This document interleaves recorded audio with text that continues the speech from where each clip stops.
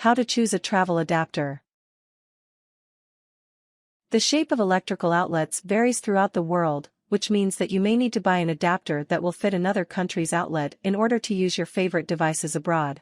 Finding the right adapter for a particular trip is simply a matter of researching the outlets used in your destinations and buying the right ones to match your 2 and 3 pronged plugs.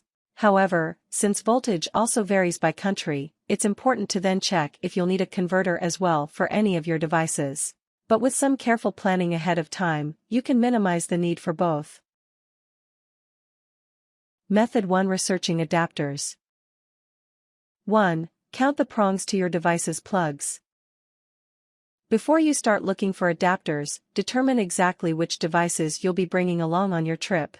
You'll need to refer to each one later on for additional information, but for now, simply check the electrical plug to each device. Expect them to have either 2 or 3 prongs. 2-pronged plugs are known as unearthed or ungrounded, depending on where you live, while the extra prong in a 3-pronged plug means that it's earthed or grounded. The extra prong in an earthed or grounded plug is known as an earth pin or grounding pin. This is a safety feature, typically for devices made of metal or other conductive material, to reduce the chances of electrical shock. 2. Research plug types. Expect the designs of electrical outlets to vary country by country, or even region by region. Compose a list of each country that you will be visiting. For each one, search online for which types of designs are used in that country so you can find adapters shaped to match. Designs for outlets and plugs are typically expressed in letters. For example, an American device with 2 prongs to its plug is Type A, while an American device with 3 prongs is Type B. 3. Distinguish between grounded and ungrounded. When researching plug types, expect to find more than one listed for most countries. If there are only 2 listed, one is most likely for grounded electronics, and the other for ungrounded. For each plug type you find for that country, count the number of prongs. If one has 2 prongs and the other has 3, this means one is for ungrounded electronics and the other for grounded. If any of the devices that you're bringing have 3 prongs, you will need a corresponding grounding adapter for those items. If all of your devices have only 2 prongs, however, simply go with an ungrounded adapter, since these are typically cheaper. 4. Confirm your hotel's plug type, if needed. Expect many countries to stick to only 1 or 2 plug types. However, if your search turns up multiple types used in one country, contact the hotel where you will be staying or wherever else you expect to need your electronics the most, like an office if you're traveling for business. Ask them which type of electrical outlets they have. Maldives, for instance, uses 6 different types: C, D, G, J, K, and L. 5. Shop according to your needs. There are lots and lots of adapters on the market, either available direct from manufacturers or retailers, so do some comparative shopping first. Factor in which devices you'll be bringing, how many you'll need to plug in at one time, which countries you will be visiting, and which plug types they use. Check customer reviews and online forums to help you select an adapter or adapters that will fit your specific needs. For example, you can buy kits that include multiple adapters for different countries, or an all-in-one adapter featuring multiple plug types. However, some may work with grounded devices, while others are intended solely for ungrounded ones. If you plan on using multiple devices at once, you could buy an adapter that accepts more than one at a time. But you may find that customer reviews for one such product indicate that it's too heavy to stay plugged in with certain countries' outlets. Method 2: Selecting converters. 1. Remember the limitations of adapters. Be aware that an adapter's sole function is to match the shape of a particular outlet. Do not expect it to convert the voltage provided by that outlet. If you're visiting a country whose outlets provide a higher or lower voltage than your own, determine whether you need to purchase a converter in addition to your adapter. Using an electronic device with the wrong voltage can destroy your device.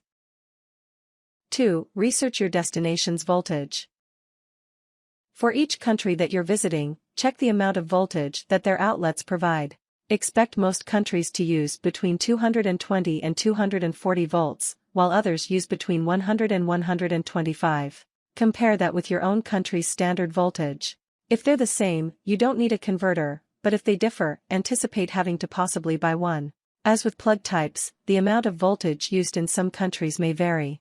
Belize, for instance, uses both 110 volts and 220. If this is the case, check with your hotel to find out how much voltage you should expect there. 3. Locate your device's power specifications. Refer to each device that you're bringing or their owner's manual. Find the indications or power supply label on the device itself, or look up the same in your manual's index. If you're searching for it on your device, look for a mold, imprint, or sticker on the plug, charger, or power supply. If you don't have a manual and can't find the label on the device, contact the manufacturer or search online for the product specifications. 4. Find out if your device is single or dual voltage. Modern products, especially those likely to be included in international travel, are often designed to work with varying amounts of voltage, so don't rush out and buy a converter just yet. Check the required voltage on the power supply label. If your device is dual voltage, it will work with both voltages specified there. If it's single voltage, however, you will need a converter in order to use it abroad. The voltage will be expressed by the number of volts plus either the symbol V, for voltage, or AC, for alternating current. A dual voltage device will read something like 110, 220V or 120, 240 AC, while a single voltage device will simply read 110V or 220 AC. Generally speaking, devices will still work despite slight differences in voltage. So if your label reads 110V and your destination supplies 120 volts, it should be safe to use without a converter. If your device is dual voltage, remember to check the instructions before using it with different voltage. Find out if it adjusts to different voltages on its own or if you have to manually adjust its settings beforehand. 5. Check the wattages of all single voltage devices. Expect the power supply label for each device to indicate both the voltage and wattage needed. In order to find out which voltage converter is right for a particular device, find out its wattage first. Look for a number followed by the letter W, for watts. Many if not most devices that are often included in travel usually use fewer watts, generally between 23W and 50W. However, devices that generate heat, like irons and hair dryers, use far more, as much as 1000W or 2000W. Some labels may provide information about amps, expressed as A, instead of wattage. If this is the case, multiply the number of amps by the voltage to determine the wattage. For instance, 120V x 6A equals 720W. 6. Shop for converters that match your needs. First, decide between step-down converters, to be used with devices in the 100-125V range in countries with higher voltage, or step-up converters, for devices in the 220,240 range in countries with lower voltage. Next, determine which of your devices are electric and which are electronic, since not all converters work for both. Then search for converters with at least 2 to 3 times as many watts than the wattage needed by your devices. For instance, if your device uses 50W, choose a converter with at least 100W or 150W.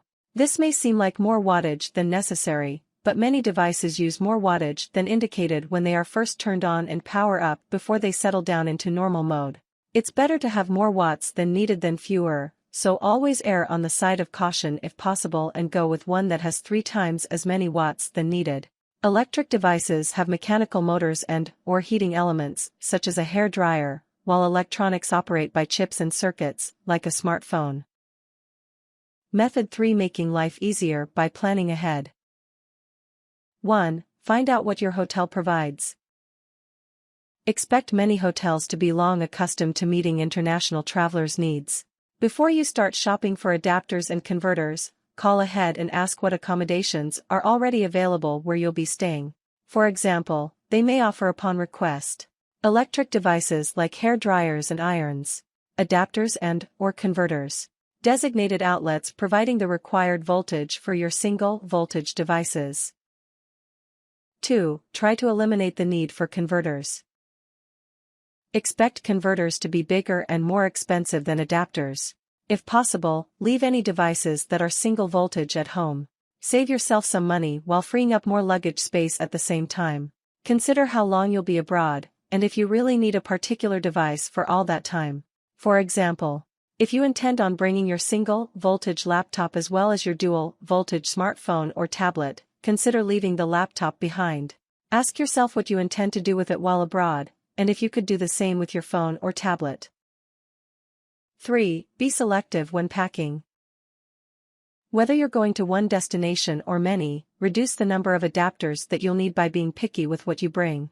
Ask yourself what you really need and what you can do without or easily substitute with another item. For instance, favor battery-operated devices, like cameras or electric toothbrushes, over plug-in varieties. Opt for manual devices to use instead of your electric ones, like disposable razors instead of your electric razor. Purchasing new devices upon arrival for longer stays abroad, like an electric beard trimmer.